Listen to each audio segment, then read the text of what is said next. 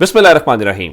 लाखों करोड़ों दुरूदो सलाम मोहम्मद मुस्तफ़ा सल्लल्लाहु अलैहि वसल्लम और आले मोहम्मद पर। मैं हूं मर्दराज गोंदल। सारी बातें अपनी जगह पे। आज 12 अप्रैल है और 12 अप्रैल का मतलब यह है कि आज पंजाब पाकिस्तान के सबसे बड़े सूबे की असेंबली टूटे हुए 90 रोज हो गए हैं और 90 रोज मुकम्मल होने के बावजूद पाकिस्तान के कॉन्स्टिट्यूशन में जो बात लिखी हुई है कि असेंबली टूटने के 90 रोज के अंदर इलेक्शन होंगे, वो इलेक्शन नहीं हो पाए। सिर्फ यहां तक बात नहीं है, बल्कि इलेक्शन उससे अगली तारीख जो 14 मई है उस तक भी होते हुए ज़ाहिरन आपको नजर नहीं आ रहे।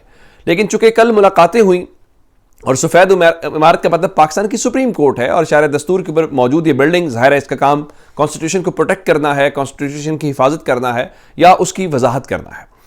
वहां से खबरें आने के बाद कि कल मुलाकातें हुई, मैं आपके सामने कुछ बताना चाहता हूं कि इनके वो सहाफ़ी या वो जय्यद सहाफ़ी जो सारा दिन कल हमें जब काजी फाइज जैसा पार्लियामेंट से निकले उनसे सवाल हुआ 90 रोज वाला, तो लोगों ने कहा नहीं, जजेस से ऐसे सवाल नहीं पूछने चाहिए, जजेस नहीं बोलते। फिर मुझे याद आया कि एक सहाफ़ी था जिसको जस्टिस काजी फाइज ईसा ने और उनकी अहलिया ने इंटरव्यू दिया। वो कौन था? अब्दुल क़य्यूम सिद्दीकी। अब्दुल क़य्यूम सिद्दीकी साहब जो हैं, ये जियो न्यूज़ से इनका ताल्लुक है। जरा उनका रात का 10:08 का ट्वीट कहते हैं, और उसने हथियार फेंक दिए, सफेद झंडा लहराकर जान की अमान पाऊं तो अर्ज करूं। एक ऐसी बात इमरान शफकत ने की और कहा गया जी वो आखिरी सहारा भी इमरान खान से छिन गया। बताने का मकसद यह है कि वो बताना ये चाह रहे हैं कि जस्टिस उमर अता बंदियाल साहब ने सरेंडर कर दिया और वहां से इमरान खान की सपोर्ट का मसला नहीं है, यहां पे कॉन्स्टिट्यूशन की सपोर्ट का मसला है। और कॉन्स्टिट्यूशन की सपोर्ट यह है कि 90 रोज में इलेक्शन हो रहे हैं, वो इमरान खान ना हो, कोई हो ना हो, इससे कोई फर्क नहीं पड़ता। लेकिन जाहिर है ये पाकिस्तान है और पाकिस्तान के अंदर ये चीजें इतनी आसानी से डाइजेस्ट नहीं की जाती और पाकिस्तान के अंदर इलेक्शन जो है वो इलेक्शन की बात करते हैं। अब राना सनावला रात को बैठे हुए थे शाहजेब खानजादा के शो के अंदर और उन्होंने पहले जिस तरह एजेंडा सेट किया जाता है, उन्होंने ये बात की। उन्होंने कहा जी अगस्त के अंदर हमारा टेन्योर पूरा होगा और अक्टूबर में हम चले जाएंगे, लेकिन अगर आइन इजाजत देगा तो हम रुकेंगे, आइन इजाजत नहीं देगा तो हम चले जाएंगे। तो बार बार उनसे सवाल पूछता रहा कि आइन आपको इजाजत कैसे देगा? तो ये देख लेंगे, अगर इजाजत देगा आइन के ऊपर अमल दरामद करते हुए यहां पे हम स्टे करेंगे। ये है आइंदा की सूरत हाल। यानी वो अंदाजा लगा के बैठे हुए हैं कि पाकिस्तान जो है उसको हमने लोगों को हक राय दही अक्टूबर के अंदर भी नहीं देना। चले आप ये बातें करके देख लीजिए, लेकिन मैं आपको खबरें क्या देना चाहता हूं, आपने इन लोगों के ऊपर नहीं रहना जो आपको ये खबरें दे रहे हैं कि जैसे सुप्रीम कोर्ट के चीफ जस्टिस ने हथियार डाल दिए हैं और वो कह रहे हैं जी असेंबली की मुद्दत खत्म होने के बाद भी हम यहां पर रहेंगे और इस किस्म की सारी सूरत हाल, ये सारी झूठ है, ये सारी गलत बातें हैं।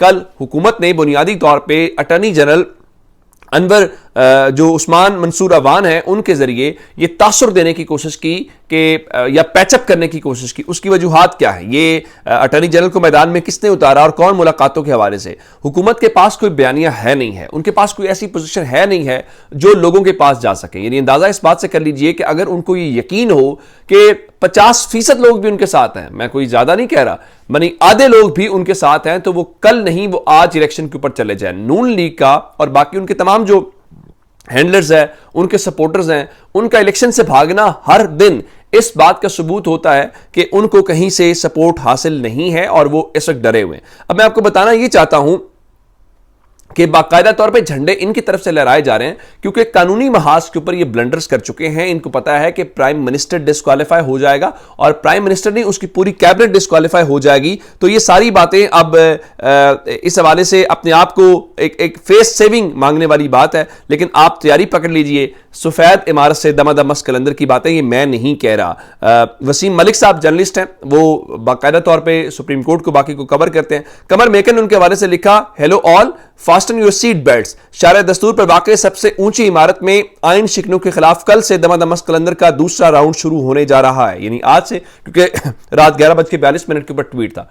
मैं आपको ये बताने वाला हूं, कल की मुलाकातें या जस्टिस उमर अता बंदियाल कोई बच्चे नहीं हैं या उनको ये नहीं पता कि वो उन्होंने एक फैसला दिया तो उनको लगा जी मेरे खिलाफ ये हो रहा है तो अब वो पीछे हट जाएंगे। नहीं, ये पाकिस्तान का मसला है। जस्टिस उमर अता बंदियाल को पता है कि ओहदा आनी जानी चीज है। अगर उन्होंने ये स्टैंड ले लिया, इस तरह से डटे रहे, तो पाकिस्तान की तारीख के अंदर उनका मुनफरिद मकाम होगा कि उन्होंने उस वक्त पाकिस्तान के आइन और कॉन्स्टिट्यूशन के साथ खड़े होकर हुए। हाँ, ये अलग बातें हैं जो इमरान खान के मुखालिफिन है वो क्या बातें कर रहे हैं। वो फरमा रहे हैं जनाब नवाज शरीफ अगले इलेक्शन में पाकिस्तान में होंगे।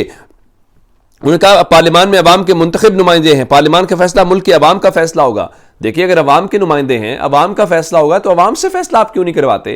पार्लियामान में बैठे हुए नुमाइंदों को तो आप फैसले का हक देना चाहते हैं, लेकिन पार्लियामान में जो बैठे हुए हैं उनको जो भेजते हैं, जिनके नाम पे वो आते हैं, उनको किसी तरीके से इन्होंने उस तरफ नहीं जाने देना, ये बिल्कुल अलग बात है। और जरा मैं जस्टिस काजी फायज ईसा के हवाले से आपको खबर दूं कि उनके खिलाफ एक और रेफरेंस दायर किया गया है। ये गुजरांवाला डिस्ट्रिक्ट बार ने उनके खिलाफ सुप्रीम जुडिशल काउंसिल में शिकायत दर्ज करवाई है, जिसमें उन्हें ओहदे से हटाने का हुक्म दिया गया है। और यह भी कहा गया है कि वो पार्लियामेंट जाकर मिसकंडक्ट के मुर्तकिब हुए हैं और करप्ट सियासतदानों के साथ बैठकर जजेस कोड ऑफ कंडक्ट की खिलाफ वर्जी की गई है। आईन पाकिस्तान अदलिया और एग्जीक्यूटिव के दरमियान फर्क रखने का कहता है, लेकिन अब ये रेफरेंस किस तरह से आगे बढ़ता है ये भी एक अलग बात है। अब सूरत हाल इतनी तेजी से डेवलप हो रही है कि पाकिस्तान के 50 बड़े माहिरीन कानून ने एक गोल मेज कॉन्फ्रेंस तलब कर ली है, जिसमें लतीफ़ खोसा है, आप जानते हैं कि उनको हाल ही में हटा दिया गया पाकिस्तान पीपल्स पार्टी के मनसब से। इत्तेजाज़ एहसन साहब हैं, ख्वाजा तारिक रहीम मेज़बान होंगे। और इस हवाले से बताया गया है कि 15 अप्रैल को लाहौर के निजी होटल के अंदर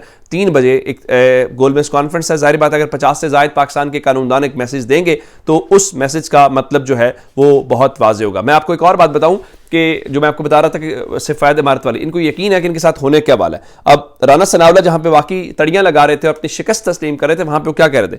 वो कह रहे जी वजीर आजम की नाअहली की सूरत हाल पैदा हुई तो हम भी तैयार हैं। अगर आपने ये शिकस्त तस्लीम करनी ही थी, आप तो कह रहे थे नाअहली वाला मामला होगा ही नहीं, और 4-3 और 3-2 वाला शोर भी आपने जो है उससे पीछे हट गए हैं, तो फिर आपको जरूरत क्या है? दूसरी जानिब इमरान खान को लेके मार्केट में ऐसी खबरें चलवाई जा रही हैं कि इमरान खान एस्टैब्लिशमेंट को गारंटी दें या उनसे बातें करें। मिसाल के तौर के ऊपर सुहेल बड़ाइच क्या कहते हैं? वो कहते हैं जी इमरान खान के पास मुज़ाकरात ही वाहिद रास्ता है, वो यकीन दहानी करा के कि वो एस्टैब्लिशमेंट से इंतकाम लेंगे और ना सियासी मुखालफिन से अपना रास्ता हमवार कर सकते हैं। सवाल जो बार बार किया जा रहा है, पूछा जा रहा है कि इमरान खान बताएं एस्टैब्लिशमेंट को एनआरओ दें और उनको कहें जी हम आपको कुछ नहीं कहेंगे, सियासतदानों को कहेंगे हम आपको कुछ नहीं कहेंगे, तो इमरान खान का रास्ता खुल जाएगा। अगर इमरान खान ये नहीं करेंगे तो इसका मतलब बहुत वाज़ेह है कि हम इमरान खान को नहीं आने देंगे। लेकिन जाहिर है अगर आप रोक सकते होते तो आप इलेक्शन करवा लेते। फिलहाल आप खुद मान रहे हैं कि आपसे इलेक्शन डे मैनेज नहीं हो सकता। अब आते हैं इमरान खान की तरफ। इमरान खान जो है वो पता फेंकेंगे, वो बार बार कह रहे हैं कि जनाब वो